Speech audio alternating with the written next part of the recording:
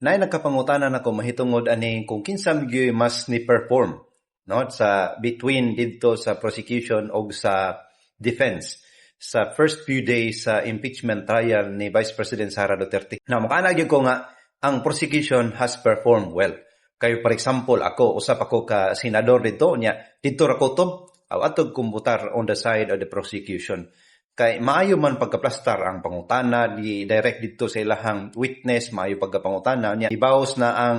ang defense para wa kayo ma-establish ba no niya ang communication brag di kayo ina nakaklaro bitaw niya libog ang timeline wa kayo ma-present pagtarong unless kamaodyog ka no kamaodyog ka maminaw makuha mo pero sa regular nga tawo bro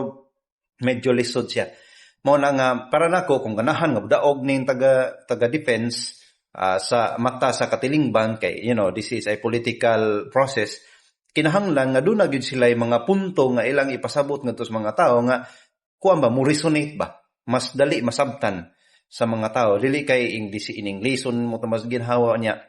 mga complex kayo di kayo nato makuha nya ingon na labi na nga di biya tanan abogado dili tanan nakahibaw sa mga technicality so para nako kinahanglan jud nga maningkamot ang defense. Otherwise, para nako kung technical lang, walay ibutang talang political divide diha sa Senado, siguradong pildi si Vice President Sara Duterte.